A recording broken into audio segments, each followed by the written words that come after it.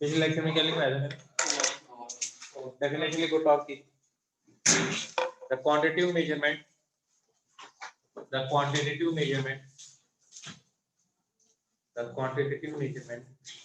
of a tendency of force the quantitative measurement of a tendency of force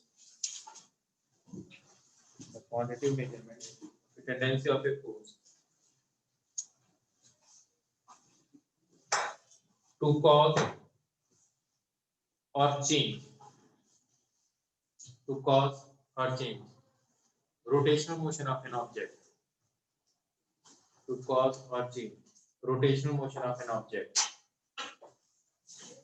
rotational motion of an object is called torque. एक simple example करवाता हूँ seesaw.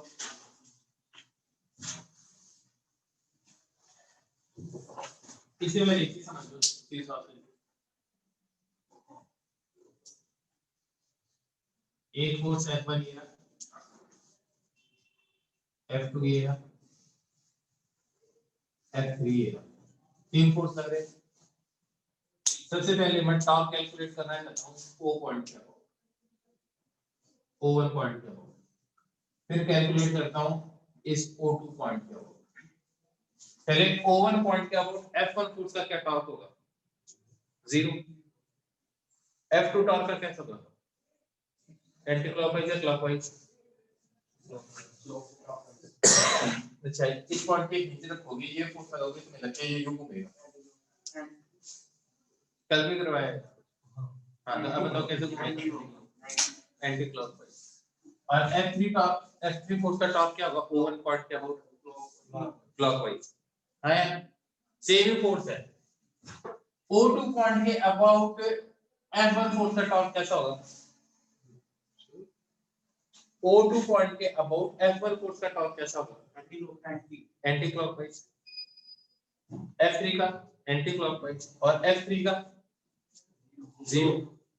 It means same he force का जो torque है अलग अलग point के about अलग अलग आता है ना।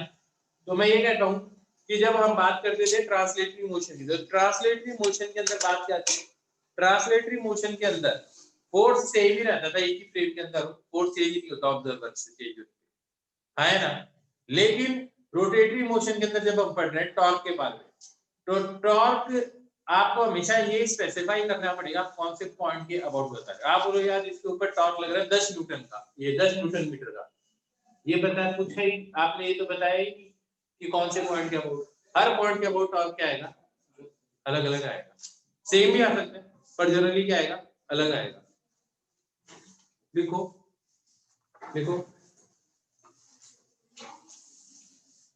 Torque of same force, note आगे देखो, torque of same force is different about different points even in same frame of reference. Unlike force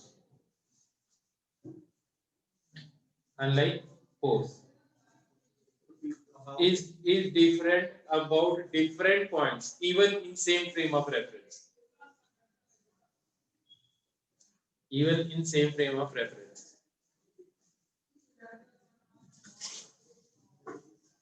Is different about different points even in same frame of reference. Unlike force ऐसे भी use नहीं करता था। Force in frame में same ही बताओगे आप, 10 Newton लग रहा है तो 10 न्यूटन ही लग रहा है, पर टॉर्क नहीं बता सकते। For example torque of F1 about O1 is 0, but torque of F1 about O2 is non-zero. इसी पॉइंट से पास हो रहा है तो आर्म लेंथ 0 है, तो टॉर्क 0 है।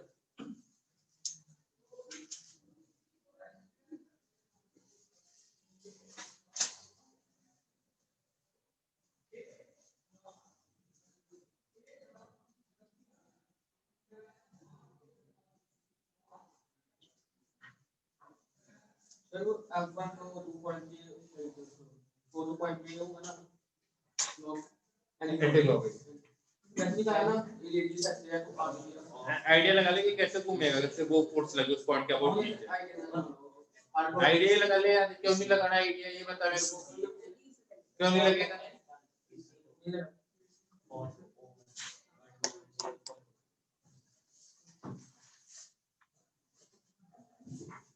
सुनो, तुम्हें पता है फोर्स किसके बराबर होता है? आर क्रॉस एफ, या फिर मैं क्या बोलता हूँ फोर्स इनटू आर लेंथ, आया ना। तुमने ऐसे सीसॉ देखा हुआ है,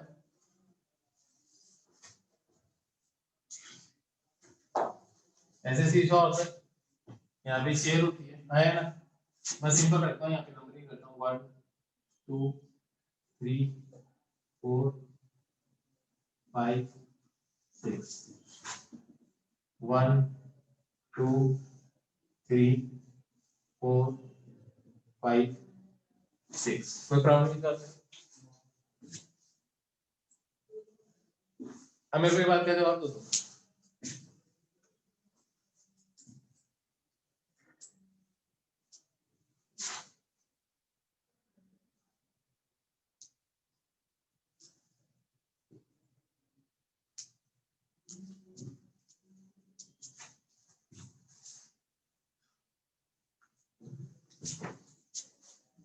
देखो मैं कहता हूँ एक बंदा 30 के, पहले बताओ अगर कोई नहीं बैठा रहे, ये रॉड ऐसे हॉरिजॉन्टल रह सकती है, ये रॉड इधर कब झुकेगी? क्या वेट ज्यादा होते? अब ये बताओ, यहाँ पे मैंने रख दिया मास 20 kg और यहाँ पे मास रख दिया 30 kg। रॉड कैसे करनी चाहिए? पहली सिचुएशन फर्स्ट, दूसरी सिचुएशन सेकंड। रॉड कैसे करनी चाहिए? थर्ड का ऑप्शन नहीं है। मेरे को सुनाई देगा, कोई बात नहीं। हाँ मैं तो ऐसे कहीं भी कॉन्फिडेंस भी है कि थर्ड भी बोल सकता है। हाँ अभी तो तुमने बोला कि दरवेट ज्यादा होगा। अभी तुमने बोला क्या था, मैं ले बताऊं मेरे तो गलत बात है। नेट टॉप की धरो गई उधर होगी बात करना। आया ना। अब ऐसे बात करो जैसे तुम फिजिक्स हो, आया ना साइंटिस्ट हो, ऐसे बात करो इस स्पेसिफिक बात। तो अभी पहले तो टॉर्क कौन से पॉइंट के अबाउट कैलकुलेट करोगे? जिस पॉइंट के अबाउट चीज हिंज होगी, आया ना। तो याद रखो अगर कोई चीज हिंज्ड है, आया ना, तो कौन से पॉइंट के अबाउट टॉर्क कैलकुलेट करना है? हिंज पॉइंट के अबाउट। क्या लॉजिक समझ में? दूसरी बात, अगर कोई ऑब्जेक्ट फ्रीली मूव कर रही है ऐसे हवा में, तो कौन से पॉइंट के अबाउट टॉर्क कैलकुलेट करना है? Centre of mass. आया ना। क्या बात समझी? और अगर कोई चीज रेस्ट में है तो कौन से पॉइंट के अबाउट टॉर्क कैलकुलेट करना है? किसी भी पॉइंट का। लिख लो ये बात, लिखो। If an object is hinged, if an object is hinged, if an object is hinged, calculate torque about hinge point. Calculate torque about hinge point. Second line. If an object is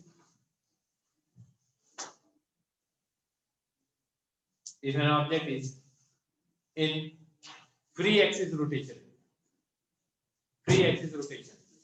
If an object is in free axis rotation, if an object is in free axis rotation, then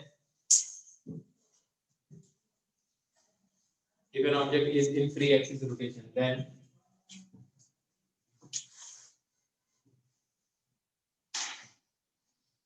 calculate torque about center of mass. Calculate torque about center of mass.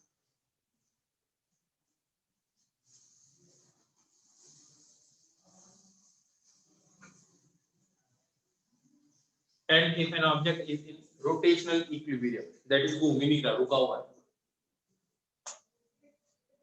If an object is in rotational equilibrium,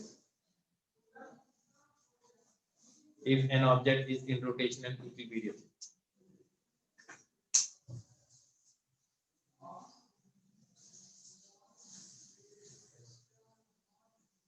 you can calculate torque about any point. Bracket it, but cleverly. You have to be clever. है ना? बाद में पता चल जाएगा cleverly का मतलब क्या है. ब्रैकेट में लिखो but cleverly. है ना? ऐसा नहीं है कि किसी भी पॉइंट का अबाउट ही कैलकुलेट करने लग जाएंगे, कर सकते हैं तो. ठीक है. इस केस में आप ये बताओ, इस पॉइंट के अबाउट इस 20 kg का टॉर्क कितना होगा? 40 क्या? मेरे हिसाब से 400 होगा. हाँ है ना? बात समझ में 400 क्या? Newton metre. जूल में तो बोलते हैं ना कभी. हाँ है ना? Clockwise anti clockwise? Anti clockwise. तो एंटी क्लॉकवाइज टॉर्क कितना आ गया? और 30 kg का टॉर्क कितना है? 300. माइनस साइन कर दो. क्लॉकवाइज को माइनस साइन. और नेट टॉर्क किधर आ रहा है? 100. तो पक्की बात है, रॉड भी तरीके से घूमेगी, ऐसे घूमेगी. अब एक बंदा और है जिसका मास है 10 kg. उसको अगर हमें बैठाऊं ताकि रॉड इक्विलिब्रियम पे आ जाए, सर मास 10 kg. एक बंदा और है 10 kg का, इसको कहां पे बैठा होता है कि चीज इक्विलिब्रियम पे आ जाए? 1 पे. बिल्कुल सही है, 1 पे बैठा. अगर इसका मास हो जाए 2 kg,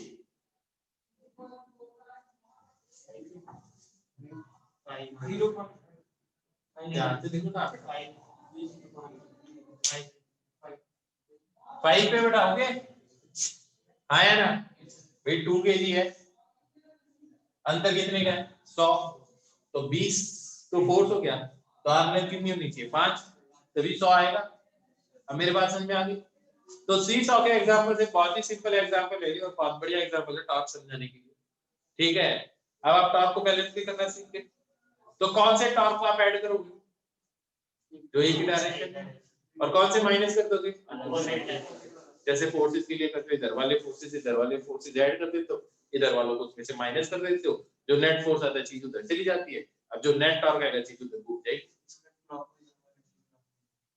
तो बता दे कौन सा, किसी को भी पॉजिटिव मान लो. मतलब जैसे उसमें ऑपोजिट डायरेक्शन में, इसमें क्लॉकवाइज और एंटी क्लॉकवाइज. बिल्कुल. तो ये भी अपोजिट ही है ना.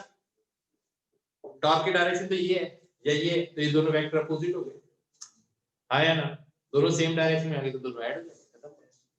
वेक्टर इधर ही ऐड कर. क्या लॉजिक आ गया? अच्छी तरह से ये सीसॉ वाला एग्जांपल समझ में आ गया. इसी एग्जांपल को हम यूज करते हैं लेकिन कभी हमें पता नहीं चलता कहां यूज किया वो बता. तुमने देखा होगा कि एक पत्थर है, बहुत हैवी पत्थर ही उठने का. तो यहाँ पे एक पत्थर रखा और एक आयरन रॉड यहाँ पे लगा.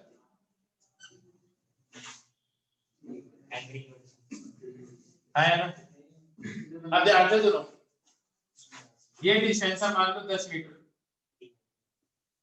और इधर आपने फोर्स लगाया मान लो 10 मीटर.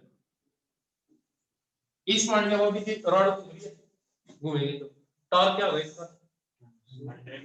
100. मान लो ये डिस्टेंस है 1 मीटर. इधर इसके ऊपर कितना फोर्स लगेगा अगर रॉड जैसे बैलेंस है? 100. आया ना? तो अगर इसका वेट 190 इस पत्थर का, तो ये पत्थर उठ जाएगा क्योंकि इस पे तो इधर नीचे की तरफ जो फोर्स लगा है वो लगभग कितना लग रहा है. तो बस ऐसे उठा देते हैं इसको. ऐसे हो सकता है कि आप ज्यादा से ज्यादा ताकत हो इस पत्थर को उठाने के लिए, सिर्फ 5 kg उठा दो, लेकिन इस टेक्निक से आप कितना उठा दोगे? 9 kg, 10 kg. क्योंकि आप 1 न्यूटन लगाने के बाद में आप 9 kg उठा रहे हो. सोचो, या 10 kg उठा रहे हो, बैलेंस कर सकते हो. क्या लॉजिक समझ में आ रहा है अच्छी तरह से? तो एक्चुअली बैलेंस क्या कर रहे हो, तो अननोइंगली इस चीज को हमने यूज किया है टॉर्क को, लेकिन हमें पता नहीं वो टॉर्क है। ठीक है, क्या लॉजिक समझ में आ रहा है अच्छी तरह से? तभी तुमने देखा होगा जैसे साइकिल में से पहले ट्यूब निकालते हैं, तो ट्यूब निकालते आर्म सा होता है ना, अब ऐसे पकड़ के वो क्या होता है, वायर जो होता है उसके अंदर जो होता है ना वायर्स होते हैं।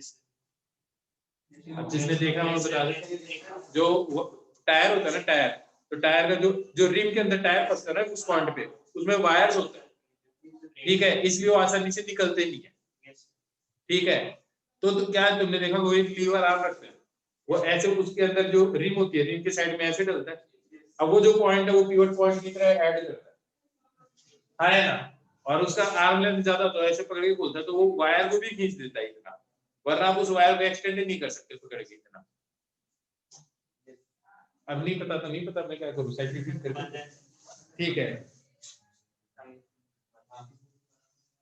ये आगे समझ में आ गया सबको पक्का?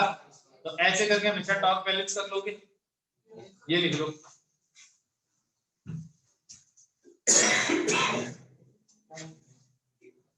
ये टॉर्क वाला एग्जांपल लिख लो, where 2 kg should be placed so that the rod becomes horizontal, या net torque becomes 0। अब मैं किसी को कहीं पे भी प्लेस कर सकता हूं और आराम से तुम टॉर्क निकाल सकते हो, कोई प्रॉब्लम नहीं है।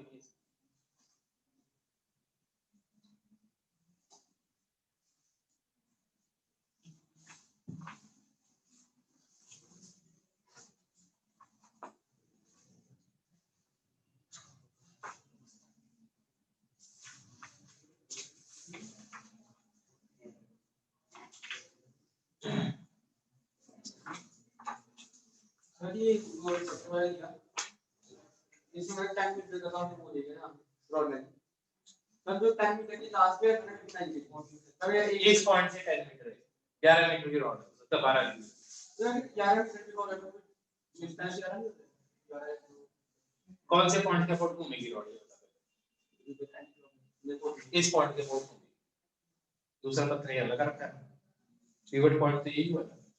फिक्स पॉइंट ये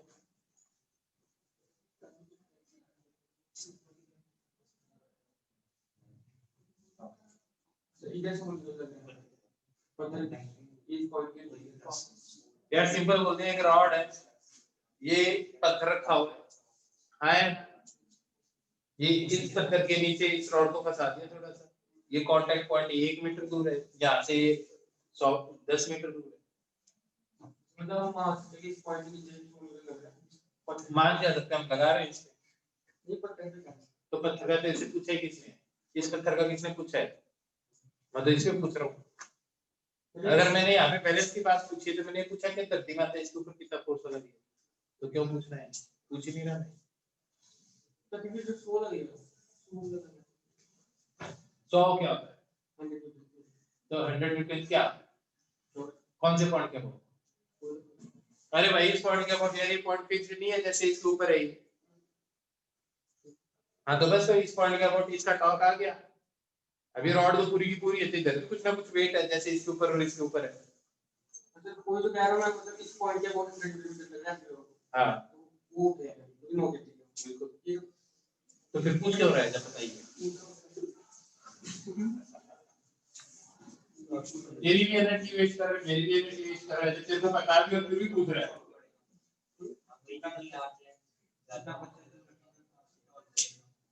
अरे उसको सब समझ आ गया, उसको थोड़ा टाइम चाहिए।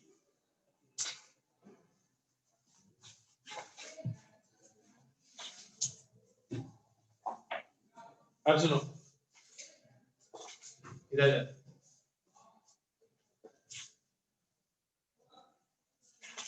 क्वेश्चन लिखो, a particle of mass n, a particle of mass n is projected with velocity, a particle of mass n is projected with velocity v naught at an angle theta with the horizontal, at an angle theta with the horizontal. Find the torque of mg about point of projection. Find the torque of mg about point of projection.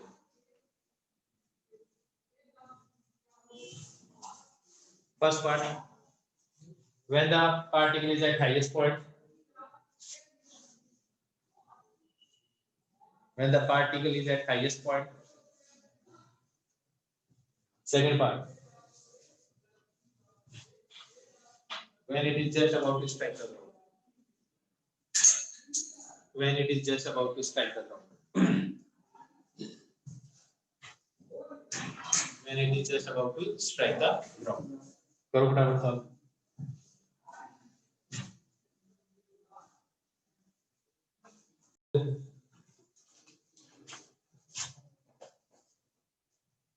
V naught velocity, angle theta, ये कुछ ऐसे जाएगी.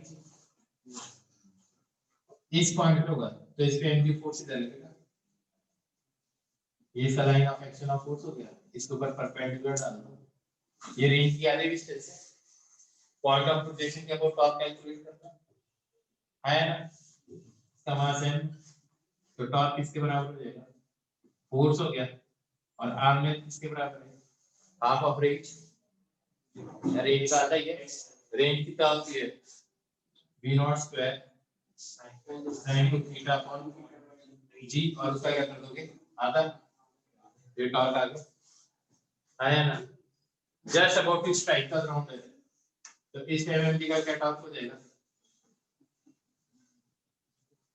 mg तो same ही रहेगा. Arm length कितनी हो जाएगी? v not square sin to theta upon g. ये आ गया. और अगर मैं पूछना चाहता हूँ torque as a function of time, आया ना.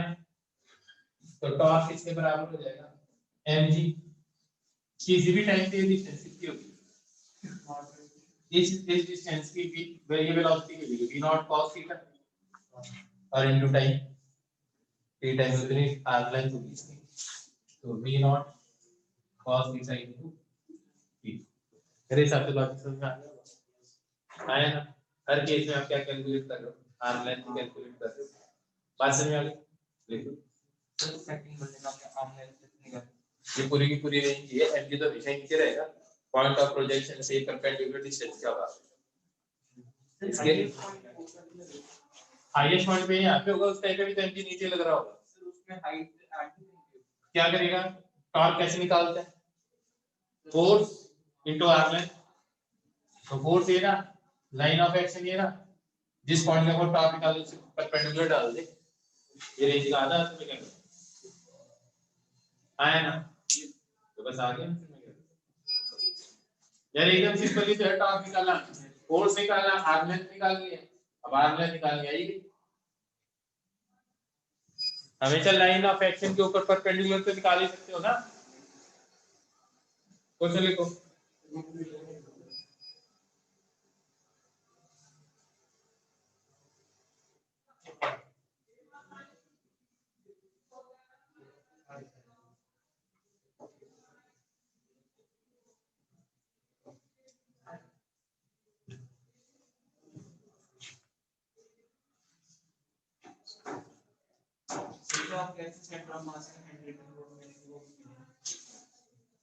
वो तो मिल गई थी क्या? उसमें आए हैं क्या बोलते हैं? सॉफ्ट कॉपी आ गई थी. ठीक है वो भी दिखाओ. सुन लो.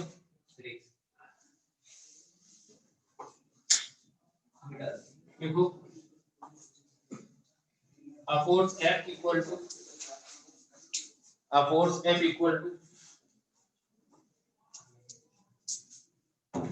3I plus 4J plus K is acting at a point 2, 1, 2 is acting at a point A.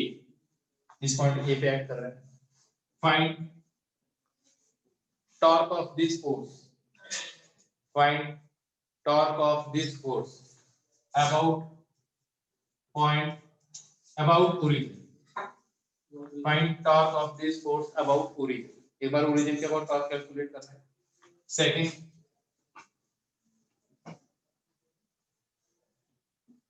Torque about origin और सेकंड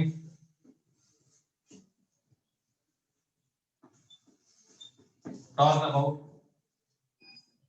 पॉइंट बी 1, 3, 4। फटाफट करो सॉल्व। 1, 3, 4।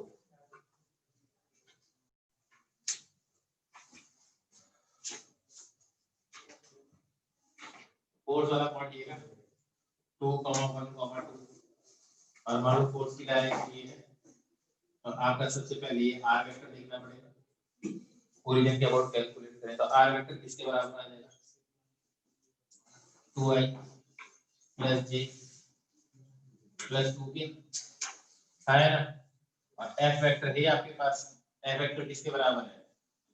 3i + 4j + k। इन दोनों का क्या करना है? आपको क्रॉस प्रोडक्ट करना है। आया ना। अगर इन दोनों का अगर आपको करना है क्रॉस प्रोडक्ट तो क्रॉस प्रोडक्ट होता था ना दोनों का i j a r की जगह लिख दो 2, 1, 2 और f की जगह लिख दो 3, 4, 1। आया ना। तो जो टॉर्क आएगा वो किसके बराबर आ जाएगा? 1 - 8 -7 i कैप j के लिए 2 - 6 -4 j कैप प्लस माइनस। आया ना। क्योंकि माइनस जो होता है इसके अंदर। आई बात समझे। फिर k कैप के लिए क्या आ जाएगा? 8 - 3 क्या आएगा? 5 प्लस 5 ये तो आ गया टॉप। मैग्नीट्यूड निकालना है निकाल लो, कोई टेंशन नहीं है। क्वेश्चन नंबर 2 जो दूसरा है पार्ट इसका। दूसरे पार्ट में आपसे पूछा है जो टॉर्क है कौन से पॉइंट के अबाउट? बी पॉइंट के अबाउट। ये ए पॉइंट है और ये एफ लग रहा है मान लो। तो आपको पहले क्या कैलकुलेट करना पड़ेगा? ये वाला वेक्टर कैलकुलेट करना पड़ेगा। क्योंकि मैंने बताया था point position vector of point of application of force from axis of rotation. आया ना। मैंने बोला इस पॉइंट के अबाउट टॉर्क निकालना था। आपका आर बी वेक्टर पता है? आर ए वेक्टर पता है? पर आपको कौन सा वेक्टर चाहिए? आर बी ए वेक्टर चाहिए। ये क्या होगा? हेड का पोजीशन वेक्टर माइनस टेल का पोजीशन वेक्टर। तो आर बी ए वेक्टर किसके बराबर आ जाएगा? आर बी ए वेक्टर किसके बराबर आ जाएगा? मेरे डायरेक्ट में सॉल्व कर लूं। माइनस आई कैप प्लस हेड का हेड माइनस टेल करना पड़ेगा। 2 - 1 आई कैप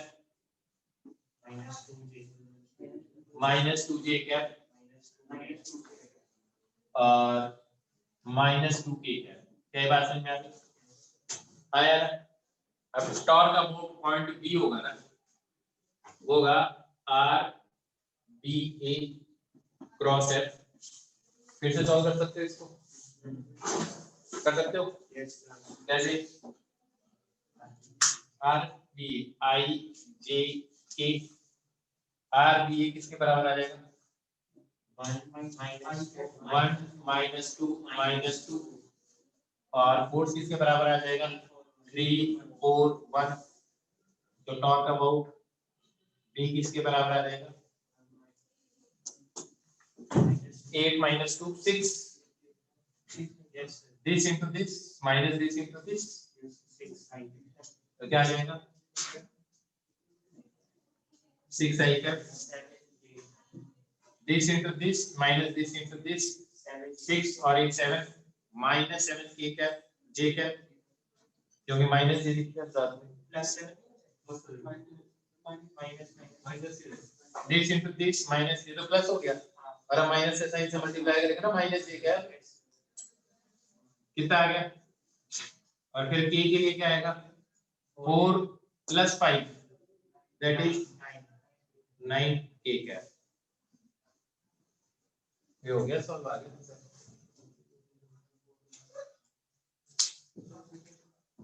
के लिए ना 4/6 हां 4/6 कौन सा के लिए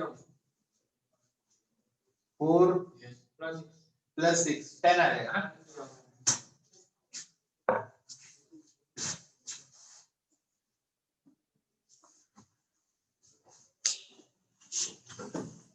समझ में आ गया सबको? अगर हम बीच में से करते तब हम तो हम भी में से करते थे पहले बता तू करता क्यों? तो मतलब कि शायद आ गया मैं बोल रहा हूँ करता क्यों ऐसा? तू बोल रहा है उल्टा करता है, क्यों करता तू उल्टा? तो पोजीशन यार जब नहीं पता तो फिर तो तू कुछ भी मत कर।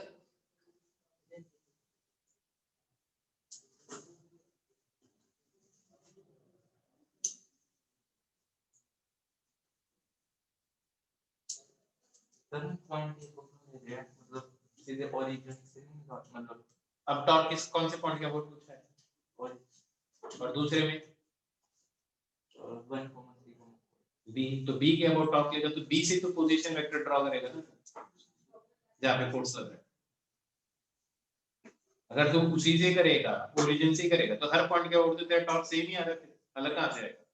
नहीं मतलब जैसे ओरिजिन में तो ओरिजिन नहीं होगा तभी तो सीधा ही आ गया, तो ओरिजिन से पोजीशन वेक्टर वही आ गया।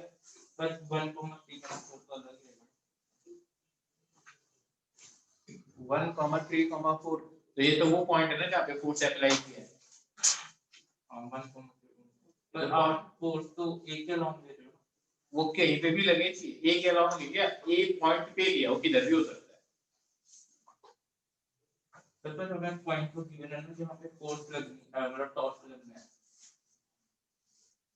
आराम से बोल, क्या बोला जाता है? हाँ भाई तो सब सुन लो, बहुत बढ़िया डाउट है इसका, सुनो। मतलब जैसे ओरिजिन में लग रहा है टॉर्क, ओरिजिन में टॉर्क का लग रहा है, मतलब टॉर्क में कैलकुलेट कर रहा हूँ ओरिजिन के अबाउट, फोर्स लग रहा है कहीं ना कहीं, फोर्स का लग रहा है, ओरिजिन पे लग रहा है torque of this force about origin. पहले मैं बोल रहा हूँ फोर्स का लग रहा है, ये बता ए पॉइंट के कोऑर्डिनेट क्या है?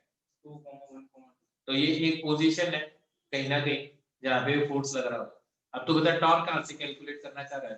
ओरिजिन बस ओरिजिन से तू जहाँ पे फोर्स लग रहा है ना, जिस पॉइंट पे लग रहा है वो वेक्टर बना के आएगा। 2,1,2 वेक्टर में बता, 2i + 1j + 2 एफ पता है तेरे को, तो आर क्रॉस एफ आ तो गया। अब दूसरे केस में टॉर्क कौन से पॉइंट के अबाउट कैलकुलेट करना चाह रहा है? 1,3 बी पॉइंट के अबाउट कैलकुलेट करना चाह रहा है। तो बी के अबाउट अब ओरिजिन के अबाउट तो नहीं कैलकुलेट करना चाह रहा, तो बी पोजीशन से बैठ के तू देखेंगे ना फोर्स का लग रहा है, तो बी पोजीशन से तू बैठ के देख भैया पोजीशन वेक्टर क्या है जहां पे फोर्स लग रहा है, बी से। तो बी से लेके तू ए के ऊपर वेक्टर बनाएगा, बी से तू ए पे वेक्टर बनाएगा, दैट इज यहां बैठ के देखेगा। अब तू ये वेक्टर निकालेगा ना, अब तेरे को ये वेक्टर तो नहीं चाहिए, तेरे को कौन सा वेक्टर चाहिए? ये वेक्टर चाहिए। अब तेरे को ये वाला वेक्टर पता है, ये वाला पता है, तो ये आ जाएगा। फिर से करते ये वाला vector into F, simple. Sir तो जो 2,1,2 है उससे लॉन्ग फोर्स लगती है 2, 1,2 के लॉन्ग फोर्स लगती है अलोंग फोर्स उस पॉइंट पे। यार ये बात बता, मैं यहाँ बैठा हूँ, मैं कह रहा हूँ यार यहाँ पे है ना एक पंखा लगा हुआ है, ये ले फैन लगा हुआ है ना, इस फैन पे फोर्स लग रही है। अब फोर्स तो किधर भी लग सकती है, तो जहां फोर्स लग रही है तो उसके कोऑर्डिनेट है ना यहाँ से बैठ के। अब फोर्स तेरे पे इधर भी लग सकती है, इधर भी लग सकती है, इधर भी, तो ये तो उसके कोऑर्डिनेट है जहां पे फोर्स लग रहा है। तो 10 न्यूटन फोर्स इस दीवार पे भी लगा सकता है, इस पे भी लगा सकता है, उस पे भी लगा सकता है, लेकिन मैं पूछूं यार कहाँ पे लगा रहा है? तो ऐसा तो नहीं तुमने यहाँ पे 10 अलग होगा, तेरा 10 वहां पे अलग है, वहां पे अलग है, फोर्स तो तेरा वही है, लेकिन अगर मैं पूछूं कहाँ लग रहा है तो क्या बताएगा? तो बस अगर तू ये क्यों बोल रहा है कि इसके अलोंग लग रहा है, इसके अलोंग या का कोई लॉजिक नहीं है, तो एक पॉइंट का कोऑर्डिनेट एक जगह है। जैसे अभी बोला एक पंखे पे, इस पंखे पे मतलब ओरिजिन से और पॉइंट बी से वो फोर्स 2,1,2 हाँ, ओरिजिन से नहीं, जब कोऑर्डिनेट ही दे दे तो ओरिजिन से ही है। और पॉइंट बी में वो पॉइंट बी के लिए अब ये तो ओरिजिन है ही, तो अब क्या करेगा, पॉइंट बी को तू ओरिजिन बनाता है, ये ऐसे करने के बाद में जो बना था ना ये वाला वेक्टर, इट मींस तूने तेरा ओरिजिन यहाँ शिफ्ट कर दिया। अब यहाँ से बैठ के ऐसे देख, अब इतनी डिटेल में मिटाना ही नहीं है। तो जो आप ऐसा अलग फ्रेम ऑफ रेफरेंस में टॉपिक चीज होती है वो ना, और क्या, एक बार इस पॉइंट के अबाउट टॉर्क अलग आ रहा है और इसके अबाउट अलग आ रहा है, अब तीसरे पॉइंट के अबाउट कैलकुलेट करोगे उसके अबाउट अलग आ जाएगा। अब मैं कह दूं मेरे को टॉर्क बताओ इसी पॉइंट के अबाउट इस फोर्स का, तो क्या आएगा, जीरो ही आएगा, वही क्या आएगा, जीरो आएगा। हाँ है ना, तो जल्दबाजी में देना क्या आंसर में पहले कह रहा हूँ, पर ठीक है वो ही आएगा, तो इसका वो ही जीरो ही था, ये मान सकते हैं। तो मतलब जैसे कि ये वो पॉइंट है जहां फोर्स लगा बी को ड्रॉप है बड़ी इसको बिल्कुल जैसे आप जब बासे का बोलते थे वो जैसे ड्रॉप बस अब यार पता है क्या, बहुत ज्यादा हो गया पता है, ठीक है, मतलब ज्यादा भी नहीं समझना चाहिए। एक्चुअली में तो है ना, हमारे भी चेहरा बदला था, तेरे को पता ही है यार, वो लाइट बंद करना, कोई बात नहीं।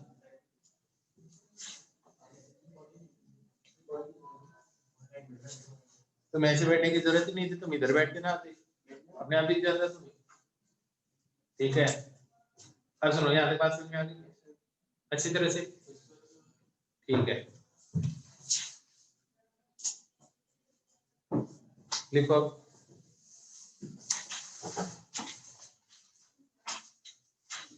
तो कभी भी आर क्रॉस एफ में आएगा तो आप हमेशा सॉल्व कर लोगे टॉप को।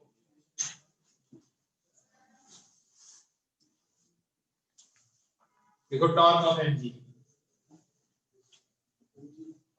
टॉर्क ऑफ एमजी, एमजी का टॉर्क कैसे निकालता है, मान लो ये एक ऑब्जेक्ट है, इस पॉइंट का वो टॉर्क कैलकुलेट करना है,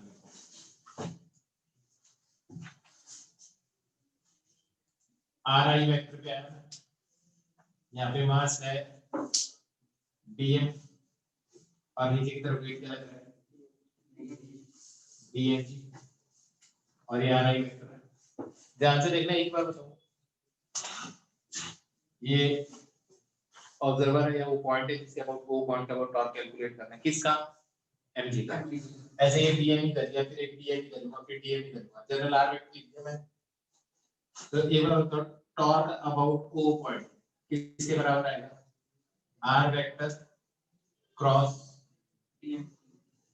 ये तो एक इस डीएम मास का टॉर्क आएगा, छोटा सा टॉर्क आएगा इसके ऊपर छोटे से मास का, R cross DM equal to जो कर दो, इसको इंटीग्रेट कर दूंगा तो टोटल क्या आ जाएगा, नेट टॉर्क आ जाएगा।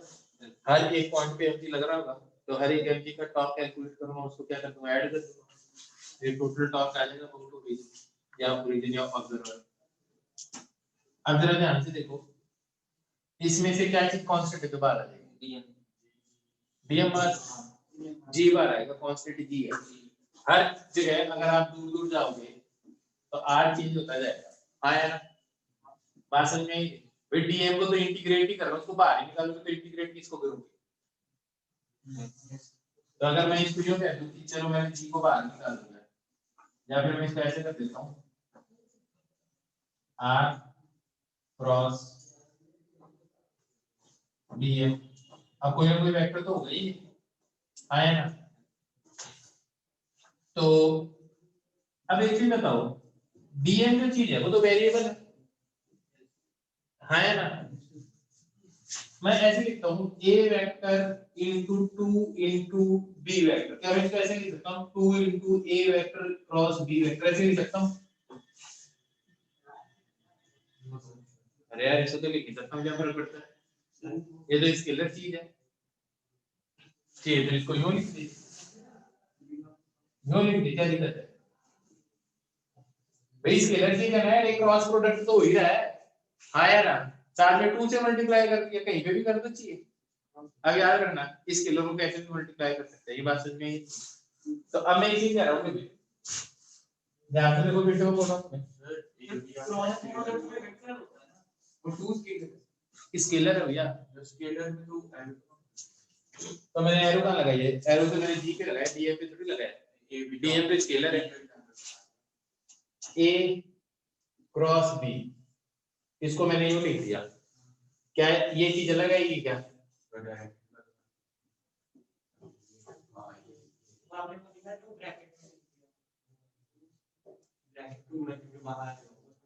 या जो भी चीज है इस वेक्टर का मैग्नीट्यूड भी तो 2 टाइम्स ही है ना, तो मल्टीप्लाई भी कर देगा तो चीज को ऐसे नहीं, क्या दिक्कत है?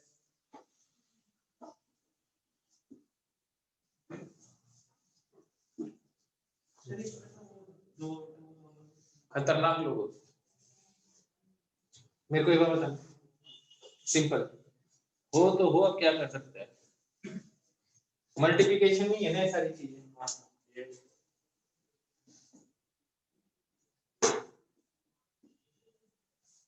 तुम कह रहे हो मैं इसको ऐसे नहीं लिख सकता,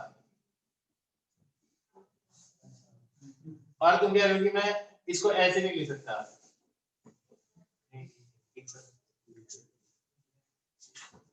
कौन सी दुनिया से आए हो भाई तुम?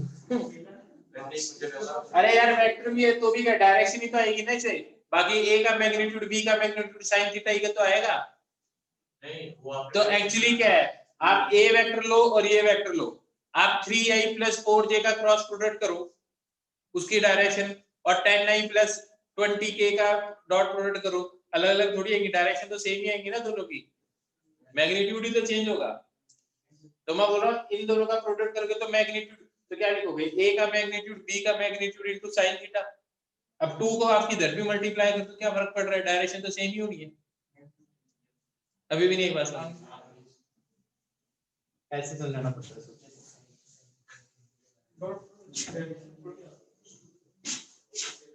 अब देखो पता है क्या, ज्यादा नहीं बस इतने, फिर से कंट्रोल करना।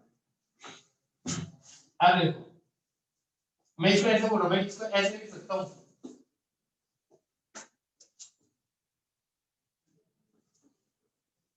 ऐसे लिख सकता हूँ, इसमें तो किसी को प्रॉब्लम नहीं है। मेरे को इसको इंटीग्रेट करने की जरूरत ही नहीं है, सिर्फ इसको इंटीग्रेट करो, क्या है जी, तो कांस्टेंट है, हर पार्टिकल के सेम ही लगा। अगर मैं इस चीज को पूरे को dm से डिवाइड कर दूं, टोटल मास से डिवाइड कर दो, टोटल मास से मल्टीप्लाई कर दो, कोई फर्क पड़ता है? अब मैं इसको इधर ले जाऊं, ये तो कांस्टेंट है, तो मैं इसको ऐसे लिख सकता हूं,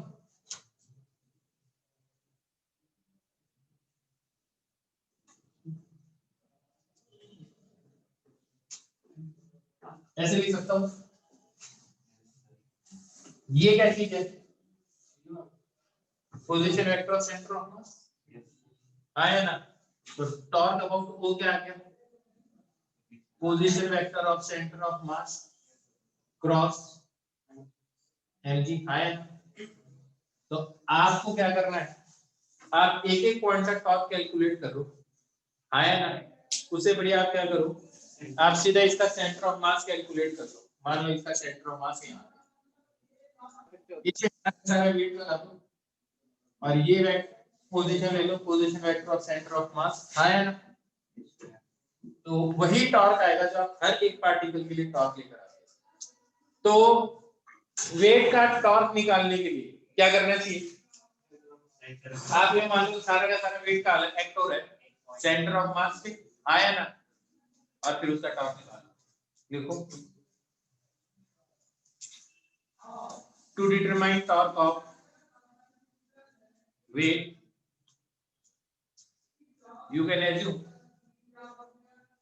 whole weight acting to be at center of mass.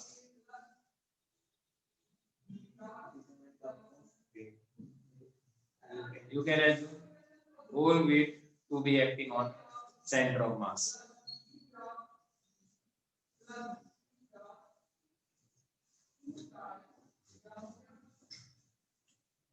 है ना, तो point of application of force मिल गया ना, mg का कहां पे होता है, point of centre of mass पे। अब जिस पॉइंट के अबाउट टॉर्क कैलकुलेट करना कर लो, किसने मना किया।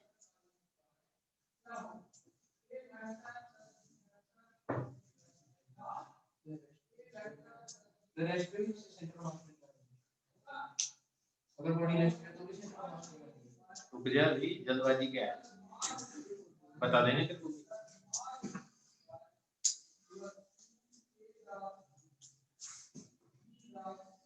क्यूरियोसिटी,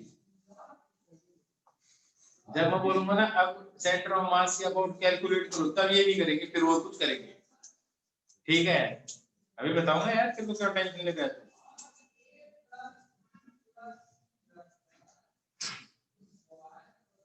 नेक्स्ट लाइन में लिखो, लिख लो लिख लो।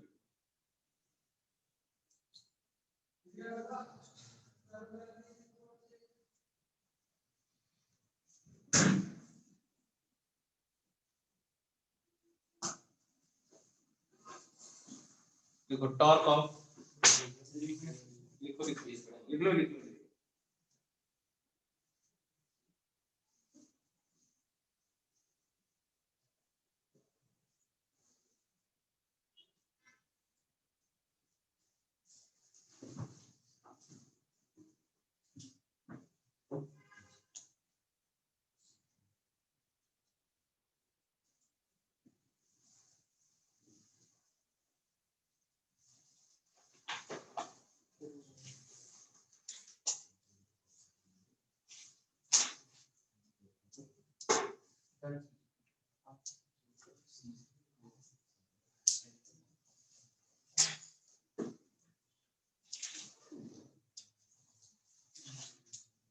देखो torque due to internal forces, torque due to internal forces,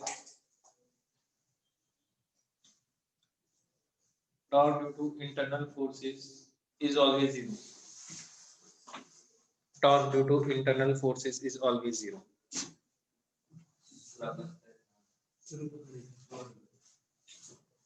तीन लाइन लिखी है टोटल, उसके अंदर इतना टाइम लगा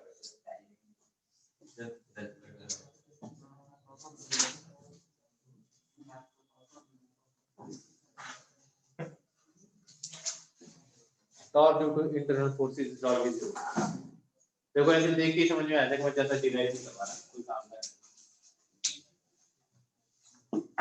मान लो इसमें दो पार्टिकल है M1 M2, ये फोर्स आ गया फोर्स ऑन 1 2 2 और ये फोर्स आ फोर्स ऑन 2 2 2 1, इक्वल हो गया, अपोजिट हो गया डायरेक्शन में। कोई भी पॉइंट चूज कर लो, यहाँ चूज कर लो, यहाँ चूज कर लो, यहाँ चूज कर लो, मैंने मान लो यहाँ से चूज कर लिया O1 पॉइंट, तो दोनों का लाइन ऑफ एक्शन तो सेम ही होगा, तो दोनों के ऊपर परपेंडिकुलर भी सेम ही आएगा, आया ना।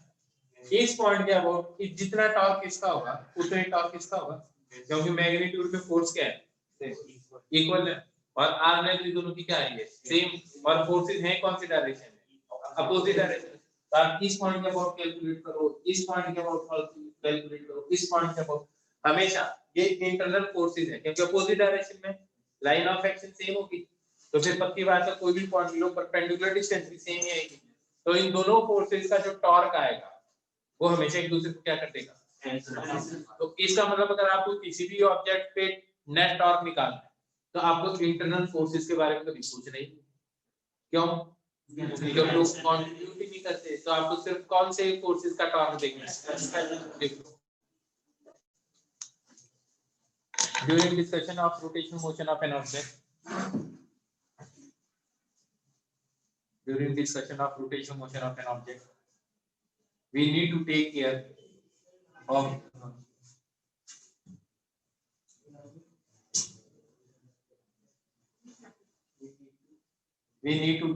of only torque due to external forces. We need to take care of torque due to external forces only.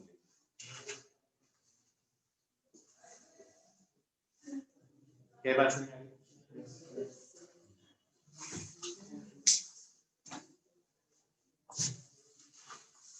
During discussion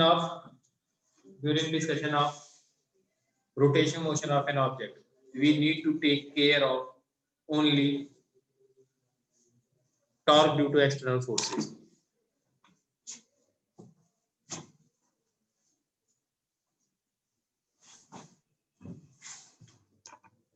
अब सुनो इधर जा,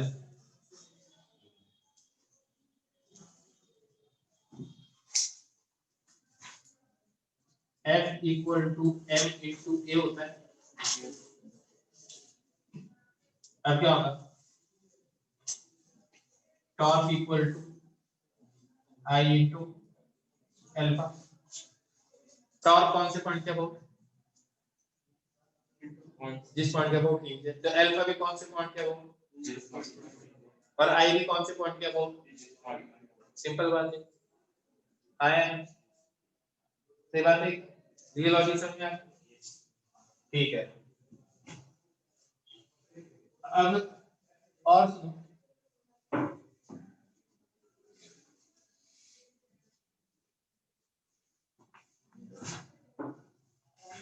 आपने काइनेटिक एनर्जी पढ़ी थी, हाफ एम वी स्क्वायर, ये ट्रांसलेशन में काइनेटिक एनर्जी ऑफ रोटेशन क्या लिखी है लॉजिकली, इसी लॉजिक से बता दो क्या half I omega, very good, बहुत ही सिंपल बात है। लीनियर मोमेंटम क्या होता था, मास इनटू वेलोसिटी, अब क्या होगा एंगुलर मोमेंटम क्या होगा, आई इनटू ओमेगा, वेरी गुड। आया कोई प्रॉब्लम ही नहीं इसके अंदर, सही बात है। इसके अंदर होता था v equal to u plus at, तो इसमें क्या होगा omega final is equal to omega initial plus alpha into t, मतलब सर्कुलर में करवाया, मैं बोल रहा हूँ एक्चुअली बहुत ज्यादा सिमेट्री है इनके बीच में, है ना, इनमें क्या है बहुत ज्यादा सिमेट्री है, बस हम इस सिमेट्री को यूज करेंगे। अगर मैं बोलूं यार क्या मेथड होगा सॉल्व करने का, बार बार नहीं पढ़ने की क्या जरूरत है, जो एनएलएम में थे वही मेथड है। अब मेरे को एक बात बताओ, क्या ये तो तुम्हें आइडियोलॉजी है, इतनी सी बातें लिख लो एक बार, और अब ये मान के चलो कि अगर तुम्हें टॉर्क कैलकुलेट करना आता है और साथ में तुम्हें आई कैलकुलेट करना आता है, आपको रोटेशन आ गया, सिर्फ अब हमें छोटी छोटी थ्योरी करते जाएंगे और उसके बेसिस पे क्वेश्चन करना शुरू कर देंगे। क्या लॉजिक समझ में आया?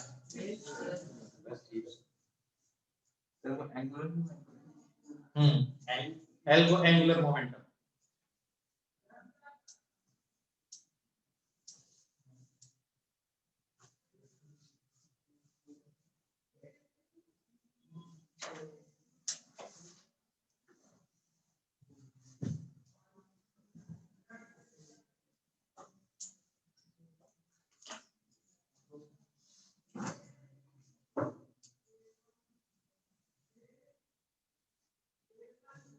देखिए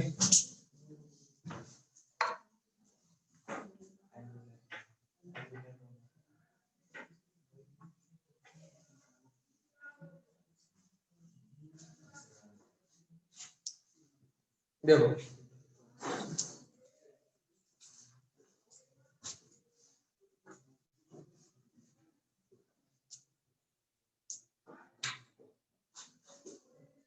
ये रॉड एम मास एल, इस रॉड को इस पॉइंट के अबाउट हिंज कर दिया, जैसे मैं इसको रिलीज करूंगा, जैसे मैं इसको छोड़ूंगा, आपको क्या कैलकुलेट करना है इसके ऊपर, टॉर्क नहीं, आपको इसका एंगुलर एक्सीलरेशन कैलकुलेट करना है ना। क्या फाइंड करना है आपको, तो पहला तो फाइंड कर लेते हैं torque of M, torque of M, second angular acceleration, angular acceleration, third acceleration of center of mass, fourth hinge force। अब एक बात सुनना ध्यान से, मैं ही सॉल्व करूंगा तो बिल्कुल नहीं करना। नेट फोर्स इक्वल टू क्या होता है, मास इनटू एक्सीलरेशन किसका, सेंटर ऑफ मास। इस पॉइंट का नाम दे देता हूं मैं, इस पॉइंट का नाम दे देता हूं, इस पॉइंट का नाम दे देता हूं, ठीक है। और नेट टॉर्क किसके बराबर आएगा, आई इनटू अल्फा। है ना, एकदम सिंपल है, एकदम ही सिंपल है। टॉर्क ऑफ mg कैलकुलेट करना चाहता हूं, तो कौन से पॉइंट का अबाउट कैलकुलेट करूंगा? सेंटर मास के अबाउट कैलकुलेट करूंगा, हिंज के अबाउट। तो इस पे, इस पॉइंट पे नीचे की तरफ क्या फोर्स लग रहा है? आर्म लेंथ कितनी हो जाएगी? तो टॉर्क ऑफ mg किसके बराबर आ गया?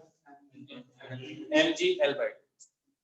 तो टॉर्क अबाउट आ गया mg into L/2। Angular acceleration निकालना तो मैं एक फार्मूला यूज कर सकता हूं, बस एक प्रॉब्लम है, मेरे को क्या चीज नहीं पता। तो क्या इस एक्सिस के अबाउट इस रॉड का मोमेंट ऑफ इनर्शिया पता है? ml²/3। आया ना? इस पॉइंट का अबाउट क्या है? ml²/3। तो I मेरे को पता है, I किसके बराबर आ गया? 1/3 ml²। अब मैं इक्वेशन यूज करूं, इक्वेशन में यूज कर रहा हूं, क्या रहेगा मेरे पास? Torque equal to I into alpha. Torque किसके बराबर आ गया? mg L/2। I किसके बराबर आ गया? 1/3 ml² into अल्फा। m से m गया, एक l से एक l गया, तो अल्फा किसके बराबर आ गया? 3g/12। आया ना? आया ना? अल्फा आ गया, अल्फा आ गया, एकदम ही आसान है। मैं एक चीज पूछता हूं, इस पॉइंट के अबाउट अल्फा की डायरेक्शन कौन सी होगी? योगल की तो अंदर की तरफ होगी, अल्फा तो आया ना। आप ऐसे मत सोचिए, अल्फा जो टॉप की डायरेक्शन होती है वही अल्फा की होती है, अल्फा, है ना। अब सुनो, इसको जैसे ही छोड़ दोगे इसका ओमेगा बढ़ेगा या घटेगा? बढ़ेगा। तो स्पीड बढ़ रही है, तो जो डायरेक्शन ओमेगा की होगी वही डायरेक्शन अल्फा की होगी। तो ओमेगा की कौन सी डायरेक्शन है? क्लॉकवाइज। तो यूं घुमाते हो साथ को, तो ये ओमेगा की डायरेक्शन, अल्फा की डायरेक्शन भी है, तो टॉप की डायरेक्शन भी है। हाँ, अब सुनो ध्यान से, मैं आपसे ये पूछता हूं कि इस पॉइंट का एक्सीलरेशन कितना है, तो इस पॉइंट का मोमेंट अल्फा पता चल जाएगा। तो यार a equal to R alpha याद करवाया है मैंने, a equal to R alpha, v equal to omega याद है। तो यहाँ से a equal to R alpha नहीं आया था, या अल्फा इनटू आर? अरे कुछ नहीं किया, दोनों को डेल्टा टी से डिवाइड किया है, तो ये तो एक्सीलरेशन आ गया, ये अल्फा आ गया, ये आर है। अब आ गया यार, ठीक है। तो a equal to R alpha याद आ गया आपको, तो बहुत अच्छी बात है। मैं कहूं b पॉइंट का एक्सीलरेशन क्या होगा? तो एक्सीलरेशन ऑफ b क्या होगा? ये वाली डिस्टेंस इनटू अल्फा करोगे, तो ये वाली डिस्टेंस कितनी है? अल्फा। और अल्फा किसके बराबर है? तो कितना आ गया उसका acceleration? That is 1.5 15 metre per second square से पॉइंट नीचे जा रहा है। Okay, acceleration due to gravity से भी ज्यादा है।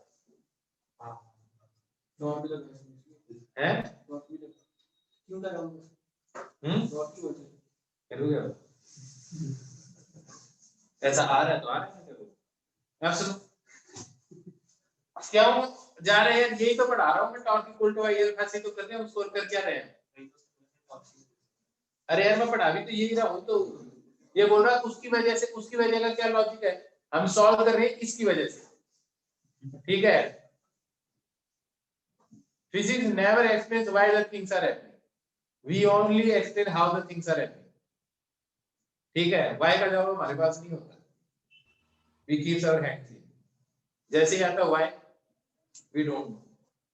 Physics never gives answer of why. It just tries to give the answer of how. How. अब देखो, center of mass का एक्सप्रेशन बताओ क्या है? ये डिस्टेंस कितनी है? तो कितना आ जाएगा? 3g/2l into l/2। तो कितना आ गया? 3g/4। मतलब ये कितना आ गया? 7.5 मीटर पर सेकंड स्क्वायर। इसका एक्सीलरेशन तो ग्रेविटी से कम। तो तुम्हें पता है कि पॉइंट ए है, वही एक्चुअली सेंटर ऑफ मास है, हाँ या ना? और नेट फोर्स किसके बराबर होता है? अब बताओ इस पे कौन कौन फोर्स लगा रहा होगा इस पूरी रॉड पे? कहाँ फोर्स लग रहा होगा? और इंच। भाई जहाँ से कील लगा के ठोक दो कील भी तो फोर्स लगा रही होगी कील। हाँ बात समझ में आई या नहीं? अगर अब वो कील भी फोर्स लगा रही है तो जैसे इसको छोड़ोगे इसका इधर तो कोई एक्सीलरेशन है ही नहीं, सेंटीमीटर भी नहीं है ना क्योंकि इनिशियल तो ओमेगा भी 0 है, ओमेगा स्क्वायर है। तो जब इधर कोई एक्सीलरेशन है ही नहीं तो पक्की बात इसके नॉर्मल इधर ही लग रहा होगा, mg इस पे इधर लग रहा है और सेंटर ऑफ मास का एक्सीलरेशन इधर है। तो इक्वेशन क्या लिखते हो? आपको रॉड को नहीं देखना, आपको सिंपल इक्वेशन समझो पॉइंट मास के लिए क्या लिखते हो? Net force is equal to m, acceleration की तरह नीचे की तरफ तो कौन सा फोर्स बड़ा होना चाहिए? mg माइनस इंच force equal to mass into acceleration of center of mass mg minus normal mass, acceleration of mass का acceleration क्या है? 3g by 4।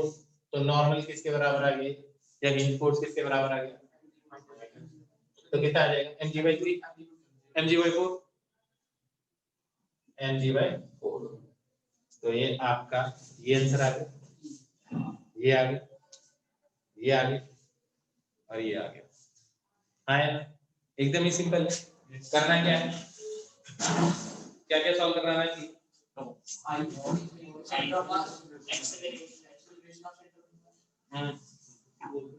बस हो गया, ठीक है। नॉर्मल बोलते हैं, नीचे बोलते हैं, एच बोलते हैं, नाम ही तो लिखता है। यार उसको तुम लिख दो एफ। अरे यार मैं क्या बोल रहा हूँ, एफ लिख दो बस, एफ लिख दो। क्यों कंफ्यूजन करना है?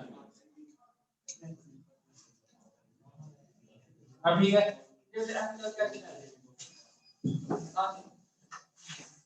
तेरे को कील के साथ काम करते हैं बात। अरे आपने कील लगा के कभी कहाँ पे लगे सोच के बता दो।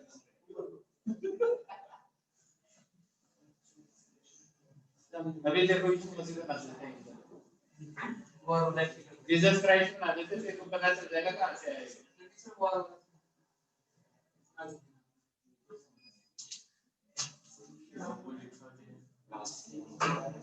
Inch force H I N D G D लिख दे, H I N D.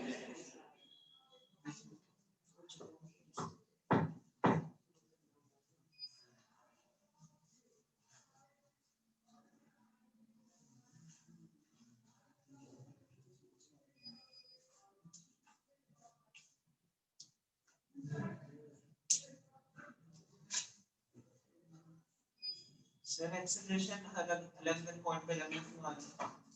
Acceleration ऐसा तो होता ही है रोटेशन के अंदर, सर्कुलर में भी तो होता है।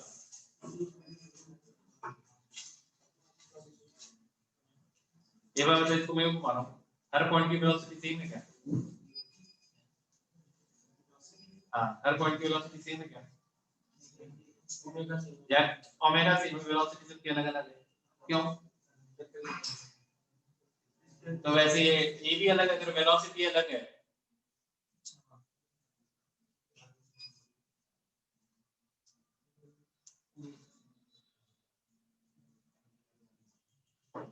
तभी तो एंगुलर का आविष्कार किया है ना। सप्लीमेंट्री यूनिट बाद में तो आई है, क्योंकि इस चीज के साथ वो डील नहीं कर पा रही थी ना फंडामेंटल यूनिट से, तो दो सप्लीमेंट्री और यूनिट निकाली, जिसका एक का तो लॉजिक पता चलेगा कि क्या है, एंगल क्यों निकाला।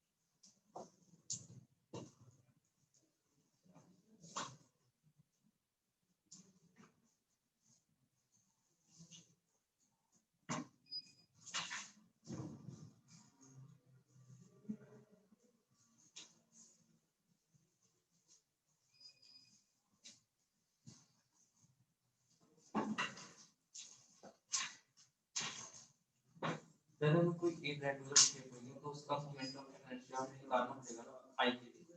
क्या निकालना है मुझे पूछा ही नहीं जाएगा। नहीं जैसे मैं यहाँ यार हमसे पूछा ही नहीं जाएगा आई दिया होगा क्यों टेंशन ले रहा है। जैसा इरेगुलर के साथ जो बता दिया ना उसी का आना है।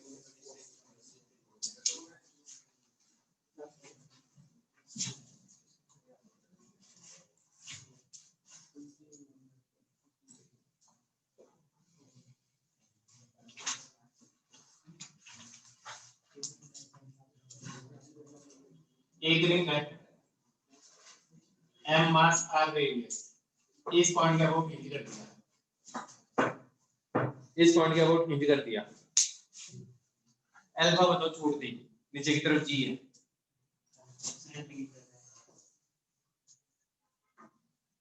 एक रिंग थी m मास r रेडियस इस पॉइंट का वो हिंज कर दिया।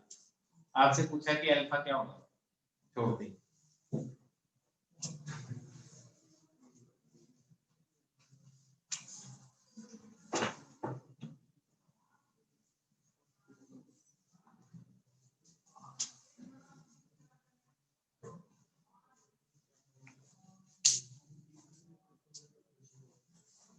पहले ये बताओ इस एक्सिस का मोमेंट ऑफ इनर्शिया क्या है।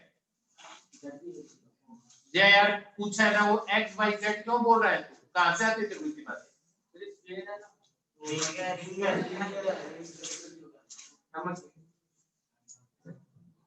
उस एक्सिस के अबाउट जिसके अबाउट हिंज कर रखा है।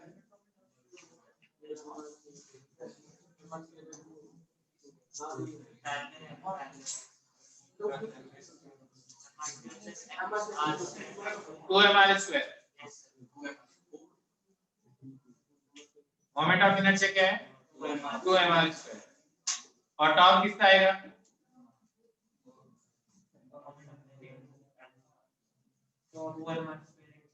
यार मैं टॉर्क पूछ रहा हूँ टॉर्क एल एल का है r/2 mgr यार इसका सेंटर ऑफ मास यहाँ पे होगा mg लग रहा होगा ये डिस्टेंस r तो टॉर्क कितना होगा mgr आया टॉर्क आ गया mgr आई पता चल गया कितना है तो अल्फा कितना आ गया मैं जो सिंपल क्वेश्चन पूछ रहा हूँ ना वो उस बात का जवाब दे कहानी मत बता g/2 आया ना अल्फा आ गया या g/2l है या g/2r तो r कौन बताएगा ठीक है g/2r सेंटर ऑफ मास का एक्सीलरेशन क्या आएगा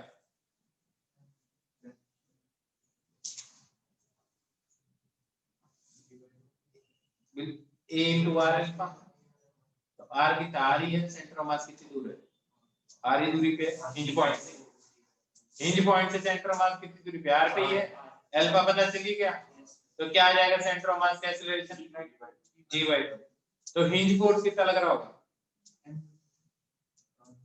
m कौन सा होता है हिंज फोर्स मैं बोल रहा हूं पूरा सॉल्व कर फिर बोल जल्दबाजी है बोलेगी यार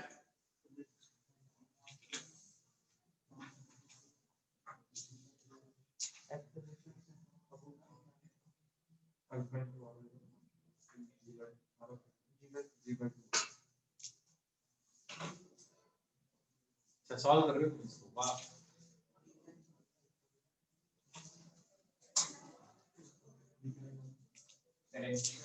बिल्कुल इतना सॉल्व क्यों कर रहे हो एक्सेलरेशन आता है तो जितना फोर्स नीचे लग रहा है उसका आधा फोर्स ऊपर लग रहा है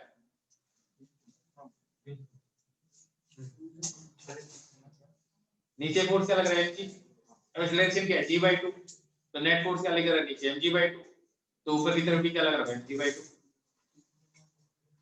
खूब करवाए हैं ऐसे question, net force is equal to M, direct करवाया मैंने, है ना। अब क्या तुम भूल जाओगे तब तो क्या फायदा है। अगर मान लो ये डिस्क है तो अब बताओ अल्फा कितना है। पहले तो टॉर्क बताओ, टॉर्क कितना आएगा अगर ये डिस्क है तो।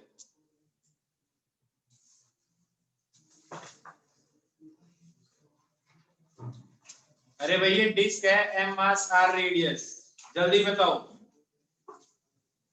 अरे टॉर्क के लिए इनर्शिया की जरूरत पड़ती है क्या? तो ढूंढ क्या रहा है तो मोमेंट ऑफ इनर्शिया। मैं पूछ रहा हूँ टॉर्क कितना होगा, टॉर्क mg into r, या डिस्क भी है तो भी सेंटर ऑफ मास वही है, आया ना बेटा। तुम्हें मोमेंट ऑफ इनर्शिया और अभी भी घर पे जाके ना ये तो 2 लेक्चर हुए हैं ना, इनको ध्यान से देखना, रिपीट करना, वरना मैं आगे करवाता जाऊंगा तो मेरे को लगेगा सिंपल है, तुम्हें पहले ही वाला याद नहीं होगा तो करोगे कैसे। हर पॉइंट के about moment of inertia calculate करना आना चाहिए, सारी बेसिक चीजों का मोमेंट ऑफ इनर्शिया पता होना चाहिए। आई बात समझे? अब सुनो वापस ध्यान से, बोलो टॉर्क बताओ अगर ये डिस्क है हिंज पॉइंट के अबाउट, देख कर कहीं हिंज पॉइंट यार, ये डिस्क हो गई बता एमजीआर लिखो, टॉर्क आ गया।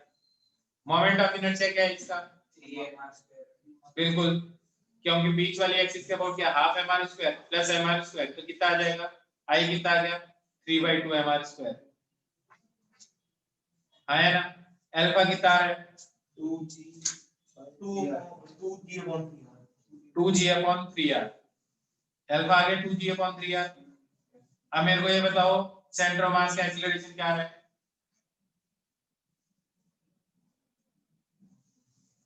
यार r से मल्टीप्लाई तो 2g/3 2g/3, तो हिंज फोर्स कितना आएगा,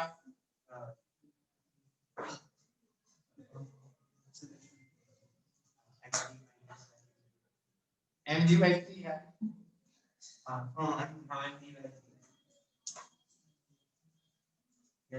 एक ही पैटर्न की कैलकुलेशन है सारी की सारी, सेम ही चीज पूछी है और तीनों में तो तारे गिनने लग गए। तो ये बताओ बेसिक पता चला कैसे करना है। आज घर पे क्वेश्चनों की प्रैक्टिस करनी है, इन्हीं क्वेश्चन की जो क्लास में करवाए, सारे मोमेंट ऑफ इनर्शिया, फिर से टॉर्क पढ़ना है। क्या लॉजिक समझ में आ गया? Okay bye bye. कल 2 क्लासें हैं मेरी बात सुनना, कल मेरी 2 क्लासें हैं और मैं 2 क्लासों में खूब सारा पढ़ा दूंगा, लगातार लगेंगे, और फिर तुम ऐसे तारे गिनोगे अगर तुम पढ़कर नहीं आए, ठीक है। और मैं रुकने वाला नहीं हूँ, ये मेरे पास कोई एक्सक्यूज नहीं है कि सर मैं पढ़ नहीं पाया, ठीक है।